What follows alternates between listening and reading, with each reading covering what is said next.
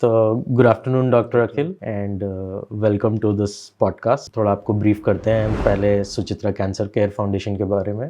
2020 में हम लोगों ने शुरू किया। हमारे एक बड़े अच्छे कॉमन फ्रेंड हैं डॉक्टर अमित, उनके साथ मिलके the idea is to help patients in this region of Bihar, Eastern UP to navigate cancer treatment and also कि कैसे जो भी कैंसर के अराउंड जो इश्यूज हैं लोग जो इनकाउंटर कर रहे हैं, चाहे वो मतलब थोड़ा ब्रॉड बेस्ड होके सिर्फ पेशेंट पे कन्फाइंड नहीं है बट केयर गिवर्स भी और हॉस्पिटल्स जो स्पेशली जो चैरिटेबल माइंडेड जो हॉस्पिटल्स हैं वो जो काम करें उस पर कैसे हम लोग सपोर्ट कर पाएँ।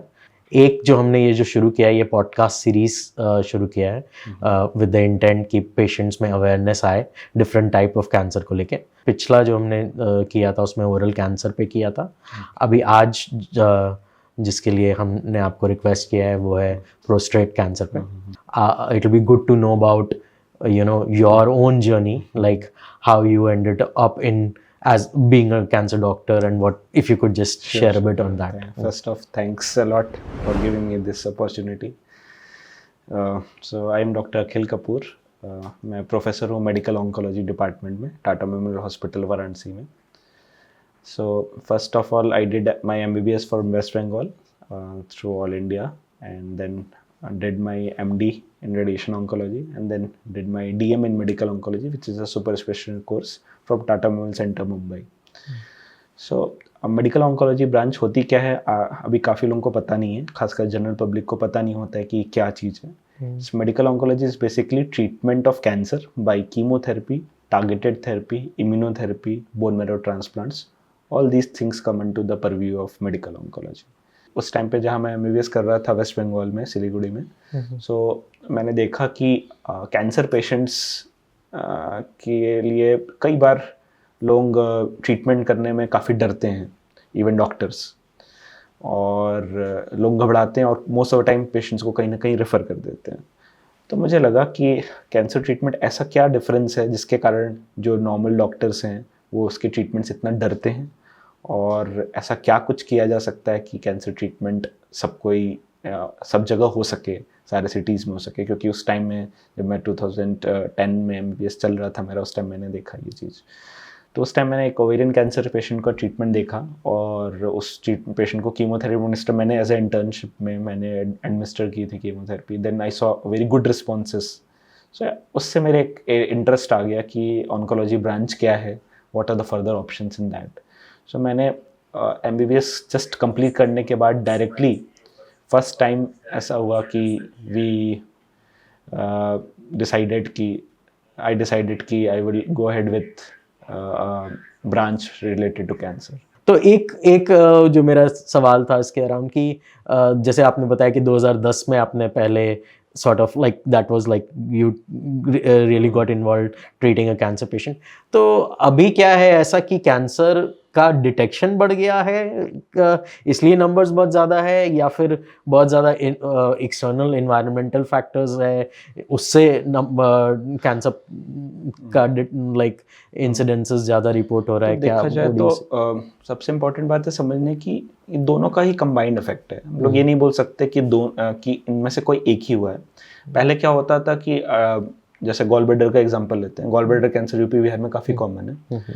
क्या होता था कि अचानक से पेशेंट को जॉन्डिस हुआ, पेशेंट ने कुछ झाड़ फूक का ट्रीटमेंट लिया और कुछ फ़ायदा नहीं हुआ, और कुछ दिन में पेशेंट की डेथ हो गई। पता भी नहीं लग पाता था कि गॉल ब्लैडर कैंसर हुआ है। अभी क्या होता है कि डिटेक्ट हो पाता है, पता लग पाता है कि हाँ भाई गॉल ब्लैडर कैंसर है। ये अलग बात है कि एडवांस स्टेज में ट्रीटमेंट ऑप्शंस लिमिटेड हैं अभी भी गॉल ब्लैडर कैंसर में, बट एटलीस्ट डिटेक्शन हो पा रहा है, जिसके कारण इंसिडेंस जो है वो पहले के कंपेरिजन में बहुत ज़्यादा दिख रहा है।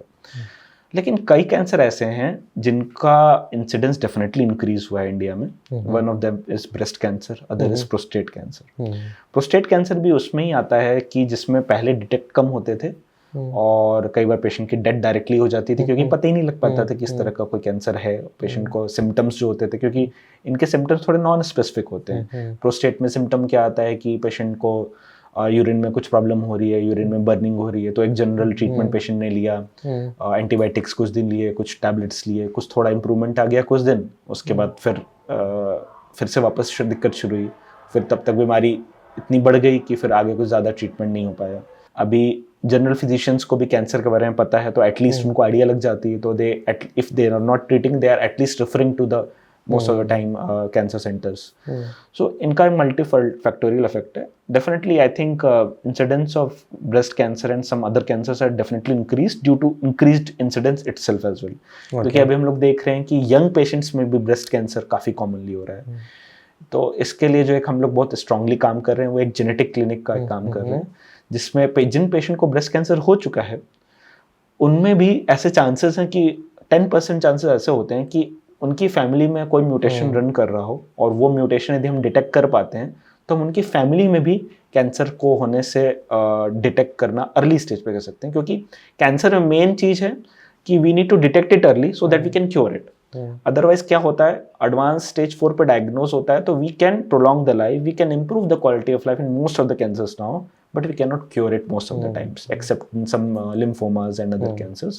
But it is very difficult and more resource consumption.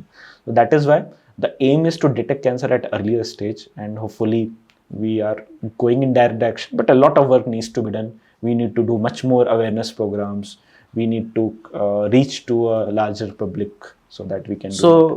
So आपने mention किया एक चीज़ तो जैसे अर्ली डिटेक्शन का, जैसे जिनको जेनेटिक रिस्क्स है, but is there any like, I mean I know कि सर्वाइकल कैंसर में at least there is vaccination, but beyond that is there any like, I mean beyond detection कुछ है, या it's just like monitoring? So जैसे आपने cervical cancer vaccine का point उठाया, बहुत अच्छा पॉइंट है. जैसा ये बोला जाता है कि सर्वाइकल कैंसर एक वायरस रिलेटेड कैंसर है, तो ये वैक्सीन जो होती है बेसिकली हार्मफुल वायरसेस को बॉडी में डेवलप होने से रोकती है.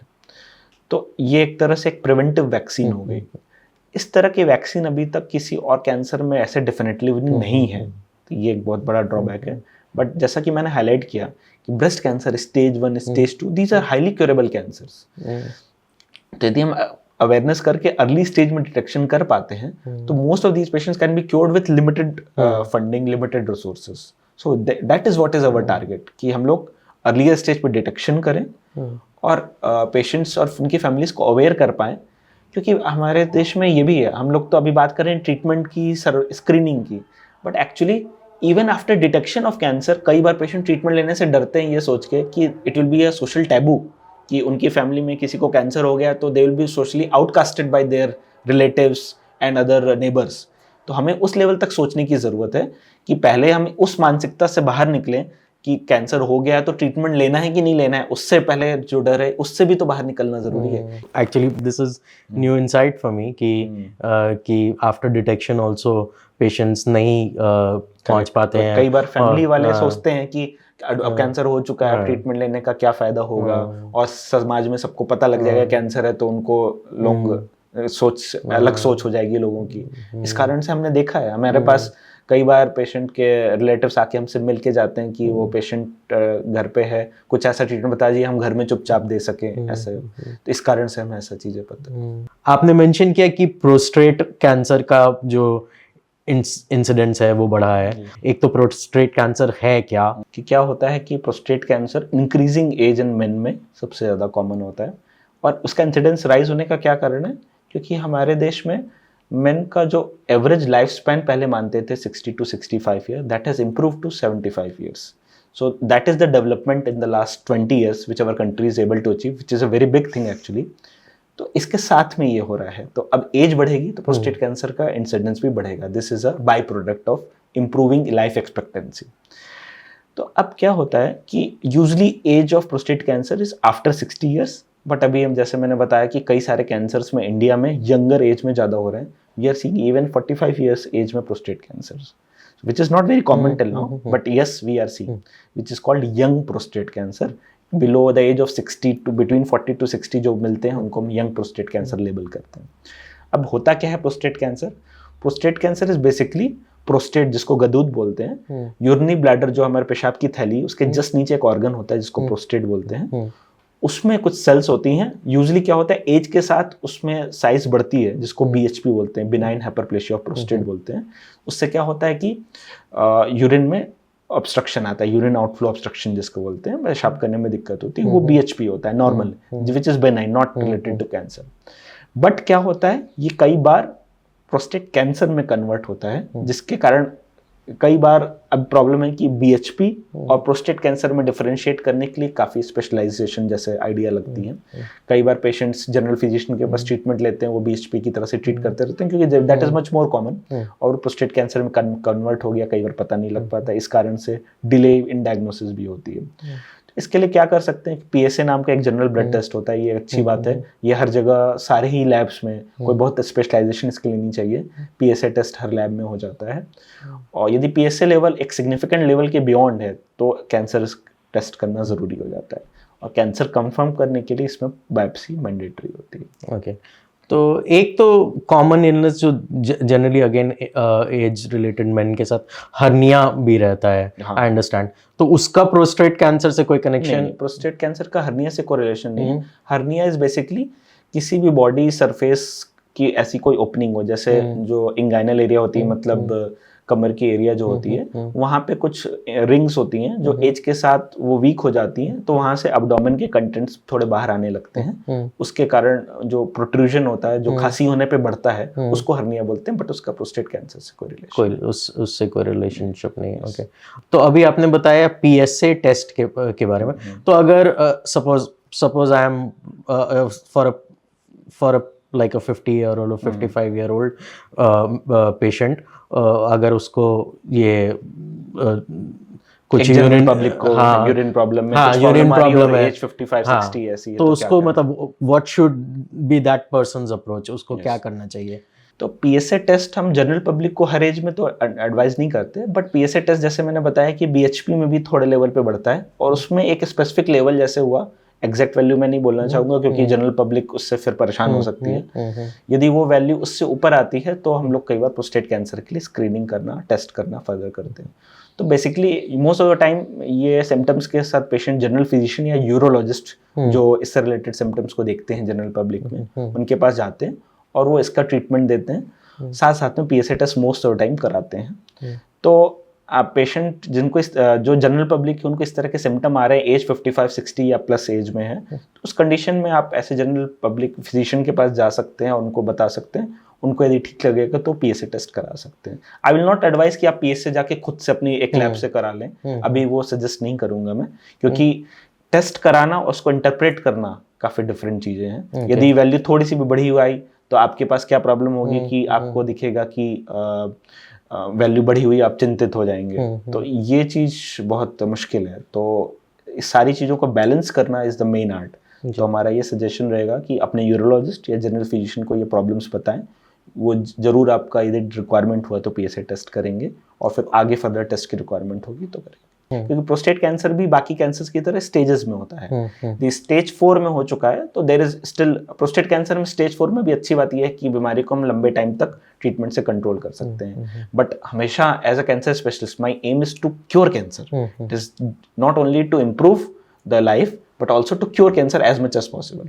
तो यदि हम स्टेज 2-3 तक भी डिटेक्ट कर पाते हैं तो रेडिएशन से, सर्जरी से, हार्मोनल थेरेपी के थ्रू, सब चीज़ों के कम्बिनेशन से हम लोग पेशेंट को क्योर कर सकते हैं। तो इसीलिए कभी भी यदि बायोप्सी एडवाइस किया जाए, ये general statement not only for prostate cancer, यदि बायोप्सी एडवाइस करें तो उससे डरे ना, ये ना सोचें। कई बार ये भी बहुत कॉमन भ्रांति रहती है कि बायोप्सी कराने से कैंसर बढ़ जाएगा और फैल जाएगा, ये बिल्कुल गलत बात है।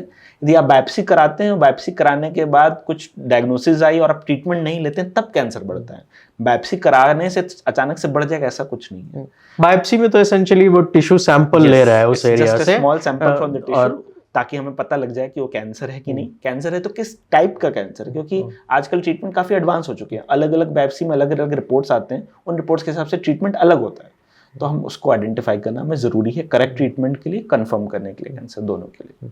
तो अगर बायोप्सी में सपोज कैंसर निकलता है प्रोस्टेट का, तो उसमें जैसे अभी आप मेंशन कर रहे थे कि कुछ एक चीज़ें होती है स्टेजिंग, तो वो उसका क्या मतलब है? वो चलिए, ये भी एक बहुत इंपॉर्टेंट बात है कि कई बार स्टेज जो बायोप्सी हो गई तो बायोप्सी रिपोर्ट के साथ पेशेंट हमसे पूछते हैं हमारी स्टेज क्या है।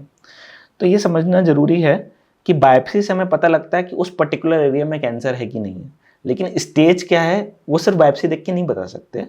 स्टेज का मतलब है बॉडी में कहाँ कहाँ पे कैंसर गया है, मतलब मान लीजिए प्रोस्टेट से शुरू हुआ, दूसरे ऑर्गन्स में गया कि नहीं, जैसे बोन्स में गया कि नहीं, तब हमें पता लगेगा कि वो कैंसर किस स्टेज में। तो इसके लिए मतलब एक ना कोई स्कैन कराने की ज़रूरत रहती है, तब हमें पता लगता है कि स्टेज क्या है कैंसर की। तो प्रोस्टेट कैंसर के इसमें कौन सा स्कैन कराना होता है? प्रोस्टेट कैंसर में 2 तरह के स्कैन्स होते हैं, एक PSMA पेट स्कैन होता है, ये सारे जगह अवेलेबल नहीं होता है, लेकिन दूसरा अल्टरनेटिव है CT scan plus bone scan, वो इक्वली इफेक्टिव माना जाता है। क्या मतलब प्रोस्टेट कैंसर के लिए क्या ट्रीटमेंट ऑप्शंस हैं? कई बार पेशेंट्स और उनके रिलेटिव्स हमसे अप्रोच करते हैं कि जैसे आपने बोला कि कहाँ ट्रीटमेंट लें, तो जैसा कि मैंने बताया कि ऐसा हॉस्पिटल कोशिश करें जो टीम केयर प्रोवाइड कर सकता है। तो कुछ एग्जांपल्स बोलना चाहूँ तो just to give an example, जैसे TMH मुजफ्फरपुर ऑलरेडी डेवलपमेंट में है और काफ़ी तेज़ी से काम चल रहा है, वहाँ पे ऑलरेडी टीम केयर स्टार्ट हो चुकी है।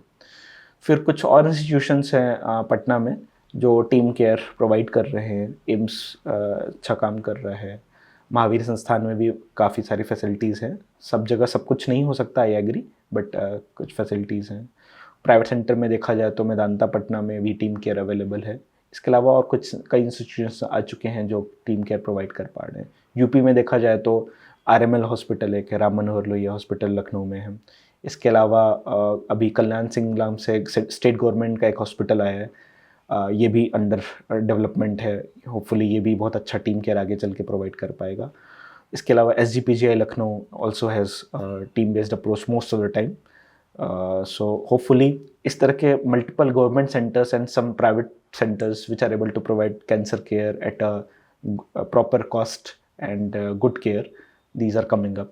तो प्रोस्टेट कैंसर के ट्रीटमेंट में अब क्या मतलब अगर पेशेंट को किस तरीके का फाइनेंशियल खर्चा का मतलब हो सकता है, या आपका क्या ऑब्जर्वेशन या एक्सपीरियंस रहा है? तो देखिए, समझने की बात है कि कई बार पेशेंट हमारे पास पहले आए तो उन्होंने पूछा मेरे से कि ट्रीटमेंट में खर्च कैसा लगेगा। तो जैसे हम लोग कोई पैकेज है इस तरह का प्रोवाइड नहीं करते हैं किसी को, क्योंकि हमें पता नहीं है कि पेशेंट का रिक्वायरमेंट्स क्या है, उनकी क्या स्टेज है, उनका क्या ट्रीटमेंट होने वाला है। शुरुआत में हम लोग नहीं बता सकते।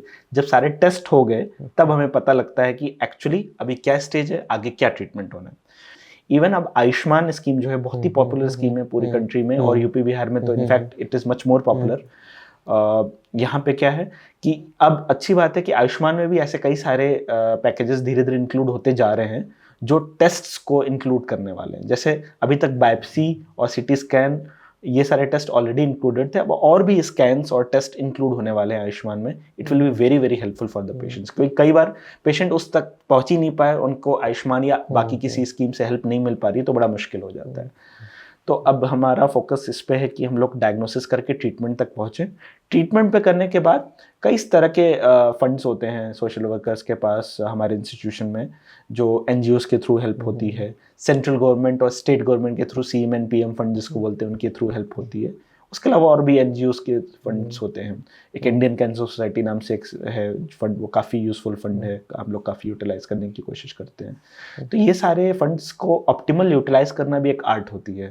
तो हमारा सोशल वर्कर डिपार्टमेंट का मैं बहुत ही थैंकफुल हूँ कि वो इस तरह का काम कर पा रहे हैं। एक तो एक ऑब्जर्वेशन था कि अभी जैसे गवर्नमेंट ऑफ इंडिया भी 70 इयर्स प्लस आयुष्मान भारत वाली स्कीम को एक्सटेंड करने का प्लान कर रही है। तो आई थिंक उससे काफ़ी लोगों को बेनिफिट हो जाएगा, क्योंकि एक large chunk of population cover हो जाएगा, और कैंसर का कोरिलेशन तो है ही एज के साथ। बट अगर कोई जनरल पेशेंट है, मिडिल क्लास है, मे बी आयुष्मान जैसी स्कीम पर नहीं मीट करता है, तो अगर आप थोड़ा बता पाएँ कि किस स्टेज पे मतलब एक कितना खर्चा आ सकता है, तो दैट वुड बी। तो देखिए, अलग अलग कैंसर में अलग अलग टारगेटेड थेरेपी के हिसाब से कॉस्ट बहुत वेरी कर सकती है। It can range from 1 lakh to 15 lakhs, ठीक है। तो अब जैसे प्रोस्टेट के लिए आप एग्जांपल में बात करूं कि प्रोस्टेट कैंसर में क्या हुआ कि मान लीजिए स्टेज 2 स्टेज 3 का पेशेंट है। मोस्ट ऑफ टाइम स्टेज 1 में तो डायग्नोसिस बहुत ही मुश्किल है, बहुत ही वो इंसिडेंटल डायग्नोसिस हो गई तो हो गई। स्टेज 2 स्टेज 3 में डायग्नोसिस हुई, अब उसमें हमारा टारगेट है हार्मोनल थेरेपी देना, साथ में या तो रेडिएशन या तो surgery, which ever is correct, जो उस टाइम पे सही लगे। टीम डिसीजन होता है उसमें मोस्ट ऑफ टाइम। तो सर्जरी या radiation treatment most of time बहुत कॉस्टली नहीं रहते, साथ में हार्मोनल थेरेपी, तो overall treatment can complete within 1 lakh to 2 lakhs। तो it's not very costly and most of the time these can be supported as well. तो ऐसा नहीं है कि कोई पुअर पेशेंट है तो उसको अपने घर से का कुछ सामान बेचना पड़ेगा, खेत बेचना पड़ेगा तभी ट्रीटमेंट हो सकता है, ऐसा नहीं है। गवर्नमेंट की स्कीम्स काफ़ी हेल्पफुल हैं और NGOs भी काफ़ी हेल्प कर रहे हैं। तो प्रोस्टेट कैंसर स्टेज 2-3 का ये बात रही। अब स्टेज 4 पे आते हैं। स्टेज 4 में मतलब बीमारी एटलीस्ट या तो बोन में गई है या कहीं और नोड्स वगैरह में ऐसी जगह गई जहाँ पे हम लोग क्योरेटिव ट्रीटमेंट, जो इसमें सर्जरी रेडिएशन पूरी तरह से क्योर करने वाला ट्रीटमेंट है, वो नहीं दे पा रहे हैं। तो ऐसी कंडीशन में हार्मोनल थेरेपी नियरली कंटिन्यूसली चलने वाली है और साथ ही साथ बाकी चीज़ भी रहेगा।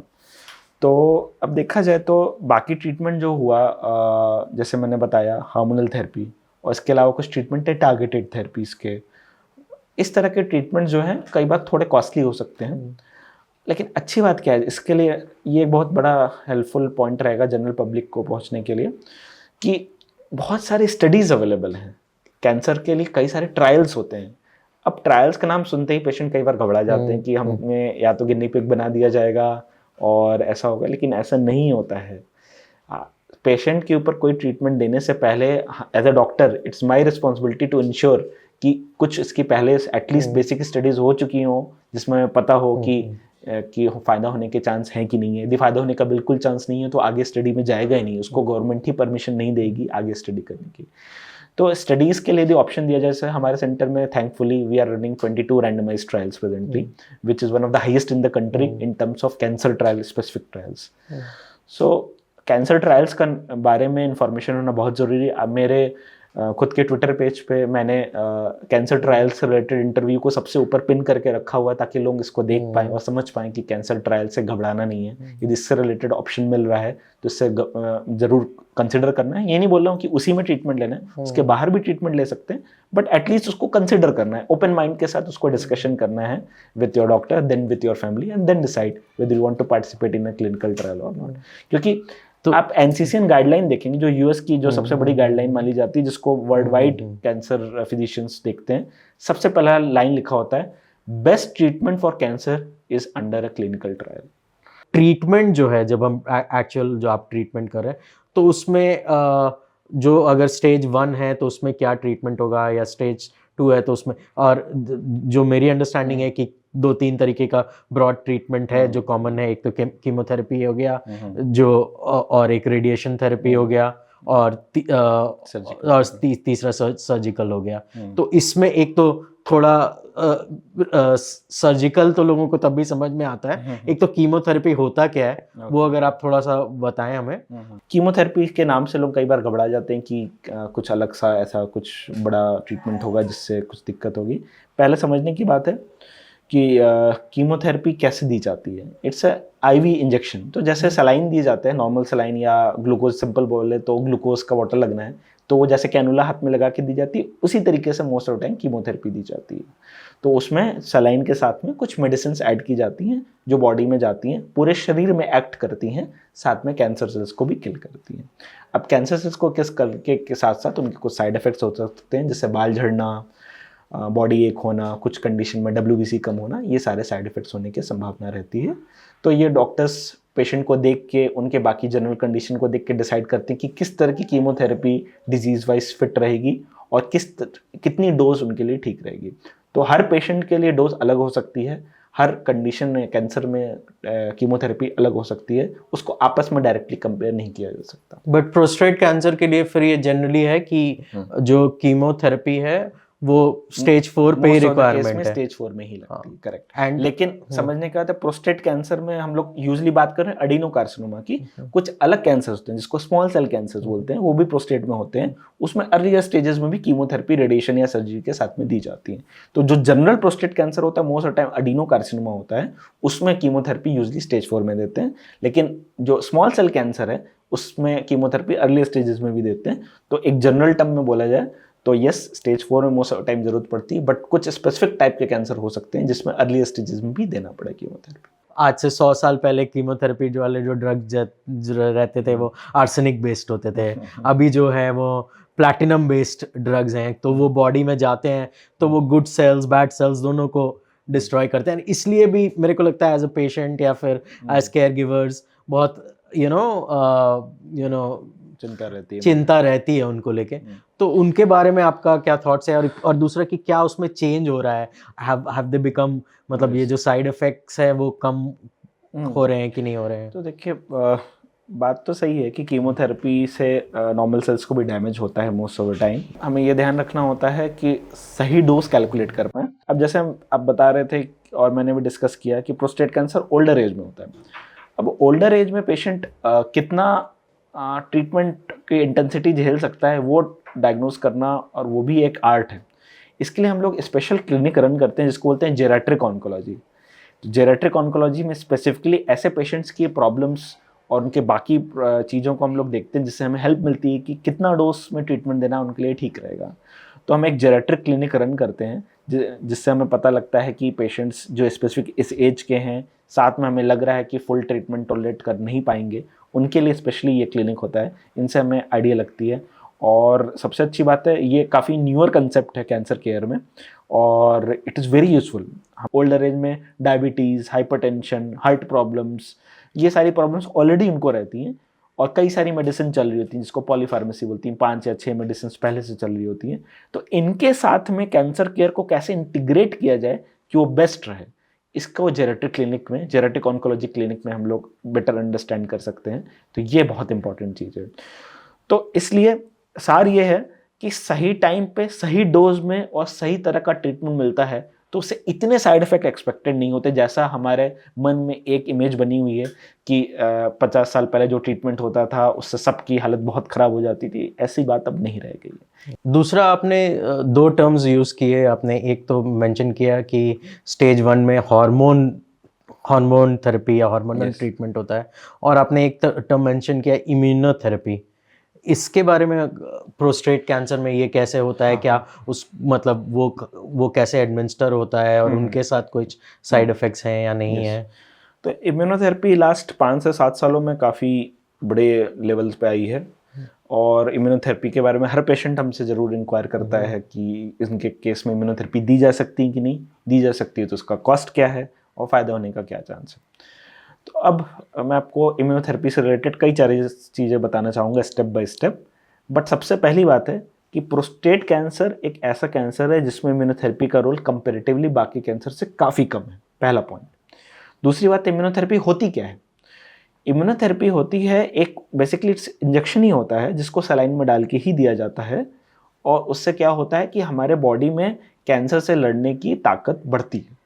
अब कैंसर से लड़ने के लिए बॉडी में भगवान ने खुद ही हमें, हमारे इम्यून सिस्टम को ऐसा बनाया है कि अभी हम बैठे हुए हैं आपसे बात कर रहे हैं, इस टाइम में भी कुछ कैंसर सेल्स बन रहे हैं, लेकिन हमारी इम्यूनिटी उसको सप्रेस कर पा रही है। तो वो इम्यूनिटी जो नॉर्मल होती है, जो सप्रेस कर पा रही कैंसर सेल्स को, ये इम्यूनिटी कई बार वीक हो गई है किसी भी कारण से, या तो नए कैंसर म्यूटेशन आ गए उसके कारण से कैंसर सेल्स ग्रो कर रही हैं। तो इसी कंसेप्ट पे डेवलप की गई थी इम्यूनोथेरेपी कि नॉर्मल जो ह्यूमन मैकेनिज्म है, इम्यूनिटी का मैकेनिज्म है कि कैंसर से लड़ने का, उसको कैसे बूस्ट किया जा सके। अब लेकिन बात है कि इम्यूनोथेरेपी हर कैंसर में काम उतना नहीं करती। जैसे मैंने एग्जांपल बताया प्रोस्टेट कैंसर, उसमें उसका काम करना कम रहता है। उसको काम करेगी कि नहीं करेगी ये देखने के लिए स्पेसिफिक टेस्ट होता है, वो बायोप्सी टिश्यू पे करके देखा जाता है, हमें पता लगता है कि उसमें इम्यूनोथेरेपी काम करेगी कि नहीं। 1% से 2% से ज़्यादा प्रोस्टेट कैंसर पेशेंट में वो टेस्ट पॉजिटिव नहीं आता है। तो बहुत स्पेसिफिक पेशेंट्स में ही प्रोस्टेट कैंसर में इम्यूनोथेरेपी दी जा सकती है, और वो टेस्ट से हमें पता लगेगा, जो ऑलरेडी बायोप्सी की जा चुकी है उस सैंपल पर टेस्ट करके हम लोग देखेंगे तो पता लगेगा। साथ ही साथ जैसे मैंने कुछ देर पहले डिस्कस किया जेनेटिक के बारे में, तो कई सारे म्यूटेशंस होते हैं जो ट्यूमर के टिश्यू में या ब्लड में रहते हैं, तो उस पर कुछ टारगेटेड थेरेपीज होते हैं जिनको बोलते हैं पार्प इनहिबिटर्स। वो प्रोस्टेट कैंसर में अच्छा काम करती हैं, लेकिन वही बात है कि वो जब तक निशाना नहीं होगा हम तीर किस पे चलाएंगे। टारगेट थेरेपी यही होती है, सामने निशाना है हम तीर चलाएंगे, ज़्यादा चांसेस हैं कि निशाने पे लगेंगे। तो टारगेटेड थेरेपी के लिए भी हमें स्पेसिफिक टेस्ट करके देखने पड़ते हैं, तो हमें पता लगेगा कि ये टेस्ट टारगेटेड थेरेपी उसके काम करेगी कि नहीं। अब तीसरी बात, इम्यूनोथेरेपी के बारे में कुछ और चीज़ें बताना चाहूँगा कि इम्यूनोथेरेपी जो है, अभी मैंने जैसे आपको कुछ देर पहले बताया कि मुझे लंग कैंसर में रिसर्च करने के लिए सैन डिएगो में एक रिसर्च ग्रांट मिली और एक अवार्ड मिला।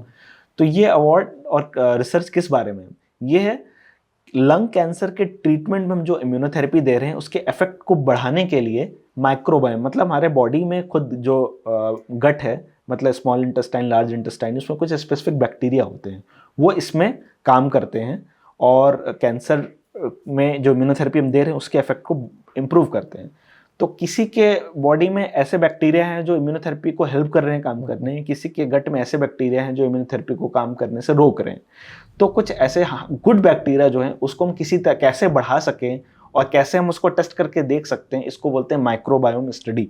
हम लोग वो करके देखने की कोशिश कर रहे हैं। इंडियन पेशेंट्स में आज तक ऐसी कोई स्टडी नहीं की गई है अभी तक, ये हम लोग पहली बार करके देखने की कोशिश कर रहे हैं और थैंकफुली हमें इसके लिए कुछ ग्रांट भी मिला है जिसके थ्रू हम लोग इस पर प्रोसीड कर सकते हैं। तो इम्यूनोथेरेपी सब में काम नहीं करती, सब में काम करने के पहले हमें टेस्ट करके देखना पड़ता है कि इम्यूनोथेरेपी दे सकते हैं कि नहीं दे सकते हैं, और जिनको देते हैं वो इंजेक्शन के माध्यम से दी जा सकती है, कभी 2 हफ्ते में, कभी 3 हफ्ते में, कभी 4 हफ्ते में, इस तरह के अलग अलग डोजेस होते हैं। और इम्यूनोथेरेपी की कॉस्ट पहले बहुत ज़्यादा कॉस्टली थी, बट थैंकफुली लास्ट 1 साल में उसका कॉस्ट काफ़ी कम हुई है। उसके अलावा हम लोग ने कई सारी लो डोज इम्यूनोथेरेपी की स्टडीज़ की हैं जिससे काफ़ी अफोर्डेबल रेट्स में इम्यूनोथेरेपी जिनको ज़रूरत हो प्रदान की जा सके।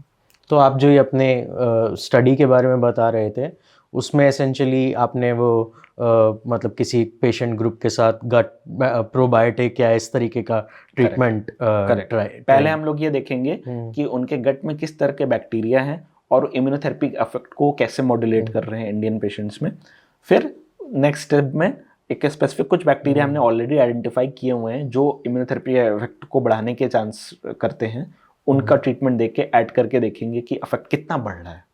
वन थिंग इज कमेंडेबल कि गवर्नमेंट अपनी तरफ से काफ़ी चीज़ कर रही है और स्पेशली TMH जैसे सेंटर्स को हब एंड स्पोक मॉडल में एक्सपेंशन में, but what do you feel कि कुछ पॉलिसी लेवल चेंजेस गवर्नमेंट के एंड से या कुछ उस तरीके की रूल्स में कुछ रिकमेंडेशंस अगर आप हो आपका हो कि क्या होना चाहिए जिससे कि और बेटर कैंसर का ट्रीटमेंट हो पाए?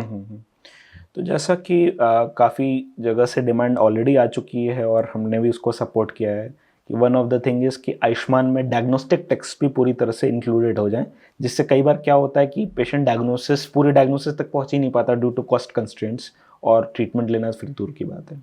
दूसरी बात है कि आयुष्मान के स्कीम का दायरा जो है पहले 5 lakhs पर ईयर तक था, अभी thankfully most of time it is going to be increase to 10 lakhs, which is a very good thing and it is very required.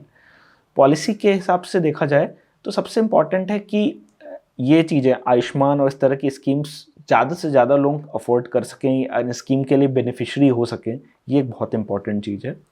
साथ ही साथ कैंसर रिसर्च, पहले कैंसर रिसर्च पे गवर्नमेंट का ध्यान नहीं दिख रहा था, लेकिन थैंकफुली लास्ट बजट में ही हमने सुना कि रिसर्च फंड के नाम से गवर्नमेंट एक सेपरेट नेशनल रिसर्च फाउंडेशन बना रही है, NRF बोल रहे हैं इसको, which has a huge funds for getting research not only for cancer but multiple other health issues।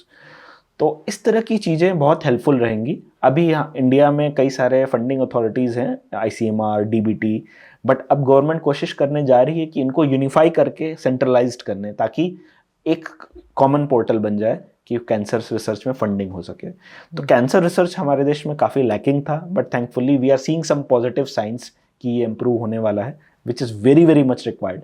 दूसरी बात रही स्क्रीनिंग के मामले में, जैसे अभी सबसे ज़्यादा स्टैब्लिश रोज स्क्रीनिंग का ब्रेस्ट कैंसर में इस टाइम पे है, तो ब्रेस्ट कैंसर की स्क्रीनिंग के लिए काफ़ी सारी चीज़ें अपग्रेड करने की ज़रूरत है कि मैमोग्राफी, सोनोमेमोग्राफी, इस तरह के इंस्ट्रूमेंट्स हैं वो PHC लेवल पे भी अवेलेबल हो जाएं, जिससे हम लोग प्रॉपरली स्क्रीनिंग कर पाएँ और जहाँ पे भी डाउट है उन पेशेंट्स को हायर सेंटर पे रेफ़र कर पाएँ, ताकि अर्ली स्टेज में कैंसर आइडेंटिफाई कर पाएँ, ताकि हम लोग कम रिसोर्सेज में ज़्यादा ट्रीट कर पाएँ और पूरी तरह से क्योर कर पाएँ। क्योंकि स्टेज 4 में रिसोर्स का कोई एंड नहीं है, जैसे आपसे भी डिस्कस हो रहा था कि कोई फंड कितना भी ट्रीटमेंट खर्च हो सकता है स्टेज 4 में। हमारा टारगेट है कम स्टेज पे हम रिसोर्स यूटिलाइज करके उसको डिटेक्ट कर पाएँ, तो हम पूरी तरह से क्योर भी कर पाएंगे, कम रिसोर्सेज में ज़्यादा बेनिफिट पेशेंट को दे पाएंगे।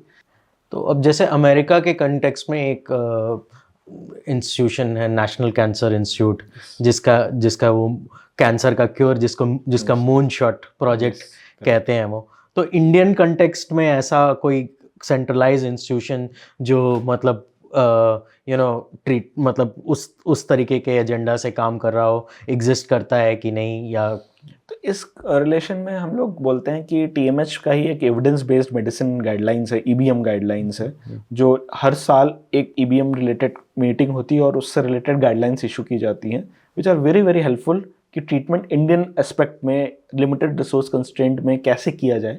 तो ये एक बहुत ही अच्छा प्रोजेक्ट है और हेल्पफुल है हम लोग के लिए, सारे कैंसर फिजिशियंस के लिए। और होपफुली जैसे अब कई सारे जीनोम प्रोजेक्ट्स भी आ रहे हैं जिसमें हम लोग पेशेंट्स को जीनोमिक लेवल पे स्टडी कर पाएंगे, जिससे हमें पता लगेगा कि क्या तरह की प्रॉब्लम्स किस तरह के जीनोम में आने के चांसेस हैं। तो इस तरह के प्रोजेक्ट्स काफ़ी हेल्पफुल हैं। और एविडेंस बेस्ड मेडिसिन, जैसे मैंने बताया, मल्टी डिसिप्लिन टीम केयर और एविडेंस बेस्ड गाइडलाइंस जो टीएमएच मुंबई और टीएमएच के कोलैबोरेटिंग सेंटर्स के साथ इशू होती है, these are proving to be very very useful. Hopefully ये इस तरह की गाइडलाइंस सारे लोग अडेप्ट कर पाएँ। और आईसीएमआर ने भी अपने वेबसाइट पे आईसीएमआर गाइडलाइंस बनाने का दिया, जिसमें मैं प्रोस्टेट कैंसर की गाइडलाइंस बनाने के लिए one of the committee member था। तो उसके इस तरह की गाइडलाइंस काफ़ी हेल्पफुल होती हैं ताकि जनरल फिजिशियंस और जनरल ऑन्कोलॉजिस्ट जिनका पास रिसोर्स कंस्ट्रेंट्स हैं और मल्टीडिसिप्लिनरी टीम केयर में अभी नहीं काम कर पा रहे हैं, तो वो भी एक ऑप्टिमल कैंसर केयर प्रोवाइड कर पाएँ। वो टारगेट के साथ हमें काम करना है। कोई पेशेंट को आपसे रीच आउट करना है तो वो कैसे, मतलब is there a way to TMH Banaras के कंटेक्स्ट में ऑनलाइन ओपीडी या ऐसे अपॉइंटमेंट सेट कर सकता है? मान लीजिए दूर से पेशेंट आ रहा है, ये सब कुछ प्रोविजंस हैं स्पेसिफिक डॉक्टर रिलेटेड। क्या होता है कि online tele consultation is becoming one very good things and important way. जब से कोविड आया, खास करके कोविड के टाइम ने हमारे इंस्टीट्यूशन ने काफ़ी सारे ऑनलाइन कंसल्टेशन किए और अभी भी हम लोग कुछ ऑनलाइन कंसल्टेशन कंटिन्यू कर रहे हैं। हालांकि कोशिश यही रहती है कि पेशेंट को हम लोग सामने देख पाएँ तो बेस्ट पॉसिबल जजमेंट दे पाते हैं, लेकिन कई बार ऐसा फीजिबल नहीं रहता है। तो टीएमएच वाराणसी और टीएमएच मुंबई सबकी ही वेबसाइट्स पे ऑनलाइन कंसल्टेशन के लिए डिटेल्स अवेलेबल हैं। सुपरिटेंडेंट को मेल भी किया जा सकता है, मेल आईडीज़ भी अवेलेबल है, जिससे वो फिर आपको ऑनलाइन कंसल्टेशन का सेटअप किया जा सकता है। तो ये एक ऑफिशियल चैनल हो जाएगा जिसके थ्रू बेस्ट पॉसिबल हम लोग ओपिनियन दे सकते हैं बेस्ड ऑन अवेलेबल रिपोर्ट्स। लेकिन वही मैं फिर से सजेस्ट करूँगा कि अभी जब कोविड जैसा कोई प्रॉब्लम नहीं है तो it is better to see a institution जहाँ पे मल्टीडिसिप्लिनरी टीम केयर अवेलेबल है और आप डायरेक्टली पेशेंट को दिखा सकें। बिकॉज हमें पेशेंट को ट्रीट करना है, हमें रिपोर्ट को ट्रीट नहीं करना है। तो ये इंपॉर्टेंट हो जाता है। कई बार हमें व्हाट्सएप पे 100 पेजेस की रिपोर्ट आ जाती हैं, लेकिन वो देख के मैं रिपोर्ट तो समझ गया किस तरह का कैंसर, वो तो समझ गया, लेकिन इस पेशेंट के लिए क्या ट्रीटमेंट बेस्ट रहेगा, जब तक मैं पेशेंट को सामने नहीं देखूंगा, पेशेंट से बात नहीं कर लूँगा, I will not be very confident in prescribing that treatment. So that is why हम लोग पेशेंट ट्रीट करते हैं, हम लोग रिपोर्ट नहीं ट्रीट करते हैं। तो ये बहुत इंपॉर्टेंट पॉइंट है जनरल पब्लिक को तक पहुँचना। And any closing message you have for us or cancer patients in general? तो कैंसर में जो लड़ाई है, it's more of mental than physical. तो मेंटली स्ट्रांग रहना केयर गिवर के लिए और पेशेंट के लिए, दोनों के लिए बहुत ज़्यादा इम्पॉर्टेंट है। कई बार हम लोग इस पे ध्यान रखते हैं कि ट्रीटमेंट कैसा चल रहा है, ट्रीटमेंट में हम लोग best possible, costliest possible treatment दे पा रहे हैं कि नहीं, ये ज़्यादा इंपॉर्टेंट नहीं है। इंपॉर्टेंट है कि मेंटली पेशेंट कितना स्ट्रांग है, क्योंकि कई बार जैसे आपने डिस्कस किया प्लेसिबो, कई बार प्लेसिबो भी काम कर जाती है। It is because of the mental strength. तो एक मेंटल स्ट्रेंथ होना बहुत ज़रूरी है पेशेंट्स के लिए भी और केयर गिवर्स के लिए। तो मेंटल स्ट्रेंथ मेंटेन करने के लिए आप सफिशिएंट सपोर्ट लें, अपने फैमिली का पूरा सपोर्ट लें, अपने डॉक्टर से भी इसके बारे में डिस्कस कर सकते हैं। यदि मेंटल स्ट्रेंथ रहेगी तो डेफिनेटली आप कैंसर से बेटर वे में लड़ पाएंगे। और रिसोर्सेज, जैसे मैंने बताया कि बहुत तरह के रिसोर्सेज हैं, यदि आप मेंटली स्ट्रांग रहेंगे तभी आप रिसोर्स को यूटिलाइज भी कर पाएंगे कि आप कैंसर से लड़ सकें। दूसरी बात है कि ट्रायल्स का नाम लिया जाए तो ट्रायल का नाम सुन के ही दूर ना भाग जाएं, उसके बारे में सोचें, समझें और डिस्कस करें, फिर डिसाइड करें कि भाग लेना है कि नहीं लेना है। गवर्नमेंट की वेबसाइट पे भी बहुत सारे अवेलेबल इन्फॉर्मेशन हैं, इनसे आप हेल्प लें, और हमारे सोशल वर्कर डिपार्टमेंट से डेफिनेटली हेल्प लें कि आप कैसे फंड रिसोर्सेज ले सकते हैं, कैसे आप बेस्ट पॉसिबल रिसोर्सेज को यूटिलाइज कर सकते हैं अपनी लड़ाई में। और इस लड़ाई में हम आपके साथ हैं। हम यही मेन टारगेट के साथ यहाँ बैठे हैं कि हम मैक्सिमम पेशेंट्स को, कम जिनके पास रिसोर्सेज कम हैं उनको भी हेल्प कर पाएँ, ताकि हम लोग ज़्यादा से ज़्यादा लोगों को कैंसर बेस्ट पॉसिबल ट्रीटमेंट के लिए सपोर्ट कर पाएँ। सो थैंक यू डॉक्टर अखिल कपूर। आप हम लोगों को टाइम स्पेयर किए अपने बिजी स्केड्यूल से, और काफ़ी इंफॉर्मेटिव डिटेल्ड आपने बताया। and we're just very grateful. Thank you. Thank you.